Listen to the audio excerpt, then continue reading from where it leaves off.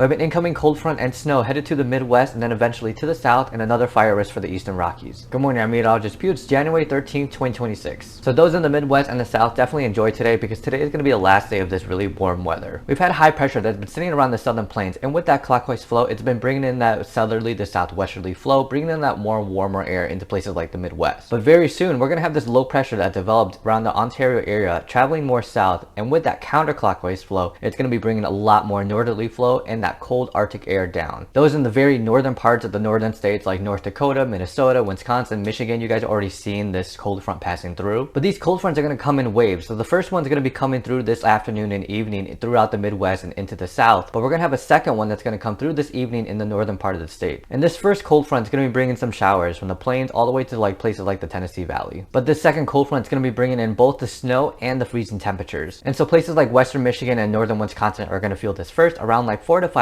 p.m. Central Time. Even places like North Dakota may see some snow showers around this time frame as well. And this cold front is mainly going to be affecting the Midwest, Great Lakes, and then eventually all the way down to places like the Tennessee Valley. And so this late evening, overnight, places like Wisconsin, Illinois, Indiana, and all these Great Lakes areas are going to see some snow showers. By tomorrow early morning, it'll probably reach places like the Ohio Valley. And then by tomorrow afternoon, the western side of the Appalachians, all the way from the northeast down to the Tennessee Valley, you guys are going to see this freezing temperatures and this snow. Now, for most places, there shouldn't be that much of snow accumulation, maybe about an inch max or even less. But the areas that are going to be most affected by a lot of snow accumulation are places south or southeast of the Great Lakes, especially from Lake Superior to Lake Michigan, and of course Lake Erie and Lake Ontario, with the most being Lake Superior and Lake Michigan. And this is going to be due to lake effect snow, so some localized places may see the 4 to 6 inches of snowfall or greater. And so looking at the broader picture of things, at 500 millibars in February to troposphere, we have this high pressure that developed in the west, and that's pretty much going to be staying stationary, but it's causing this formation of this ridge and then now trough into the Midwest and the south. And we have a couple shortwave troughs, one from Ontario and another one around like the Mississippi Valley. And with these shortwave troughs, we're bringing in vorticity or spin, and that's helping with the upward motions into areas that it's headed into. But in both these areas in the Eastern Rockies and in the Midwest, we're having a lot of wind speeds aloft. And with these wind speeds aloft coming from the northwest, it's bringing in a lot of that colder air. But ironically, for the Eastern Rockies, it's doing the opposite effect, because these winds aloft are helping influence that downslope warming effect that we see in the Eastern Rockies at the surface. As the winds go down from the mountain, it's compressing that air, which is both warming it up and drying it. So from Wyoming to Colorado, we are going to have a little bit of a fire risk today because we're going to see relative humidities below 30%, but also pretty high surface wind speeds around 15 to 25 miles per hour sustained. And speaking of winds, as these cold fronts pass through the states, behind it, we're going to have a lot of surface wind speeds as well. And so that means all these areas are going to be susceptible for high surface wind speeds, maybe about like 10 to 20 miles per hour sustained. And with that cold air coming through and these high surface wind speeds, it's going to feel really, really cold.